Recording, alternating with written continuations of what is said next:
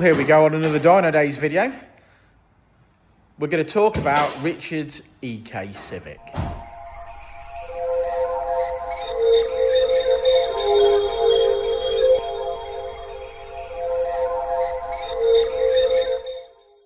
Okay, Richard, well, this one has been a long time coming, and people have seen it in various stages because we did do a series of videos. Right? Yeah, and we sort of went over the whole thing. Then we sort of made a decision this year that we were going to swap this to K24. Hence, I got the plate already, and then I thought you certainly did, yeah. Yeah, I thought I'd got the plate already, so then I thought, well, it makes sense to put K24 in. That came with a few problems, didn't it, really? Whilst the engine fits and it goes in, as most people would know, which is obviously not a problem, where the problems came with us is fitting the supercharger kit, because this supercharger kit from TTS is designed for a K20 Z4. Yes.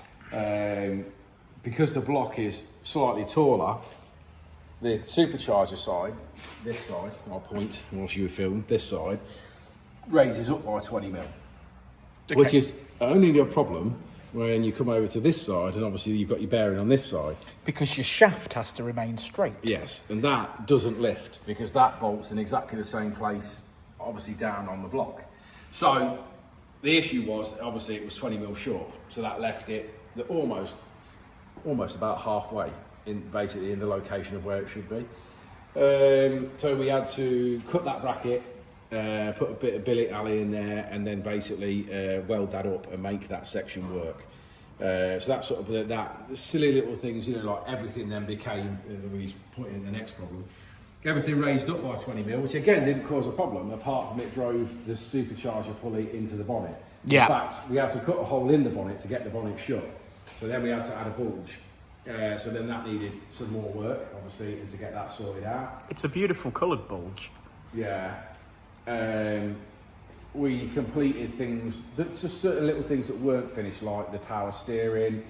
It had a couple of tiny little coolant leaks that we've been struggling to fix. It had been a bit of a pain, but we've now rectified them and got them. I was saying they were a pain to fix. It's just that we hadn't got time to fix them. Sure, that was the main problem with all the projects, though, wasn't it? So because we've set time this week to deal with all these problems, I've been running through the last few issues on sort of both cars, on the Colt and on this.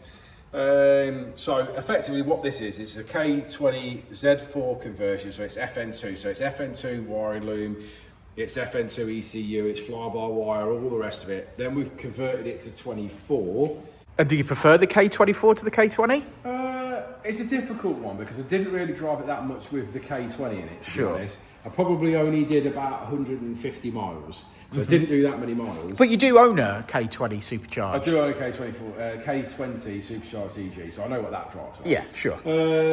Yeah, it feels like it's got a bit more low down power, maybe a bit more torque. Dare I say it for a Honda. A bit more torque. And sort of like, like I say, just finalising this car. Again, to go with what we said on the K20 Colt, it was to get both these cars ready for show season, basically, for next year. They were both extremely close to being done, but both of them had silly little jobs on each car that needed finishing. So I've just allocated the time, ran through them, got them done. We've gone through the maps, made sure everything's all good on the map in front. I'm sure when they both start getting driven and put some miles on, other things may appear that need a little bit of sorting out maybe at some point, but for right now, as much as we can tell without putting miles on them, they're both ready to go.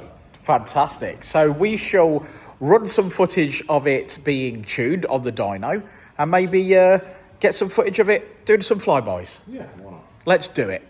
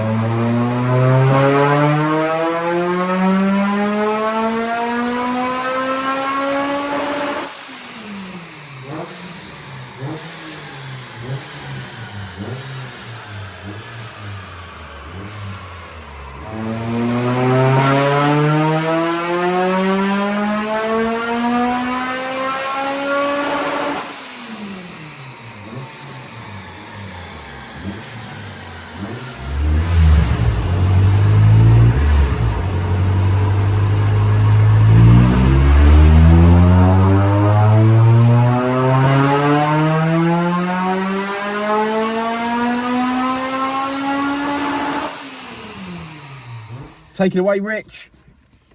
EK.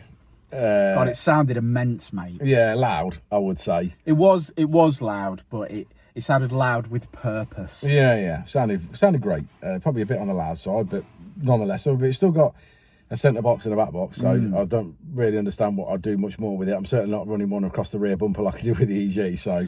Maybe it's that rush of all that boost, my friend. Maybe that's what it is. So yeah, anyway, we've gone through the spec initially anyway, so we won't go through it in any massive detail, but keep it as minimum as possible. It's this is a full FN2 setup in this car. Which is why we're mapping on the EKTech software. Mapping on the EKTech software, so fly-by-wire, everything else. It's a K24A with a FN2 supercharger kit in it, modified to fit a K24 block. Running around 15-16 PSI boost, and we have finished on 483 brake horsepower. All of the boost. All of it. All of it. So yeah, a real big... this car originally had a K20 in it, or a K27-4, and it made 404. So that shows you what difference it made with the 24. It's a straight 24. I've not done anything to it. It's just literally come out, service, gone in. The reason I changed it for the 24 is I've got a 24 plate. It was basically the answer, and everyone kept saying, "Oh, is it a 24 then?" It's like, no, and I've started explaining. So I decided I wasn't going to continue to explain. I was going to put the K24 in it. Very good. Plus, there's a deeper thing to that me and Dan wanted both cars, his K20 Colt, which is boosted, turboed, and this to be around the same sort of power. So we've gone down that route. I slightly took the RPM back on this to equal Dan's. So I've got mine set at 475, and Dan's is currently set at 473. So that it puts them in both together. There's some talks of for people. We'll have a race. Have a go on YouTube. Is we're going to put them against each other on a runway with a well-known YouTuber. Hopefully, fingers crossed. We've not approached this person yet, but we're hoping to do that. We've got someone that knows him and says that he could hopefully get us in. So yeah, crossed. Plan is to book that for next year.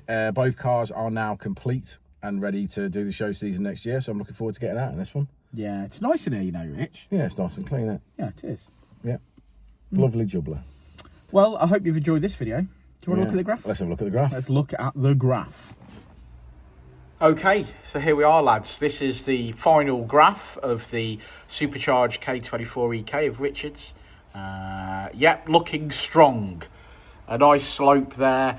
Engine power, 475. We've got 293 foot-pound of torque. That's 390 at the wheels. What a legendary motor he has created. If you need any help with a kswap, give us a shout.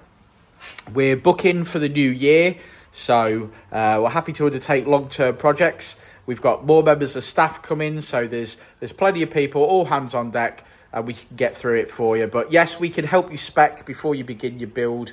Or if you just want to talk out loud, then come down and say hello, especially at one of the Honda meets, which is last Saturday of every month. But for now, thanks for sticking around to the end of the video, guys. Do like and subscribe and all that jazz. And give this one a share for me, because I'm very proud of Richard and this car. And we'll see you on the next one, won't we, Rich? Well, indeed. We will indeed.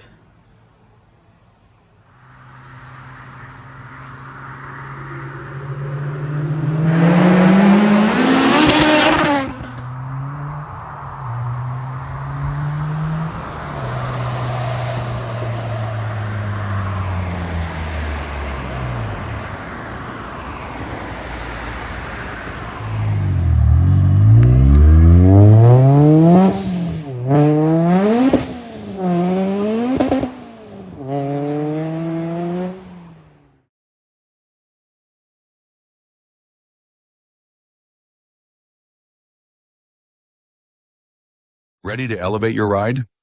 Dynodaze Performance Parts has you covered. From exhaust to ECU remaps, we offer top-tier parts for peak performance. Our experts provide personalized tuning to match your driving style. Join our community of enthusiasts. Join thousands who trust Dynodaze for their performance needs. Visit DynodazePerformanceParts.com and transform your drive today.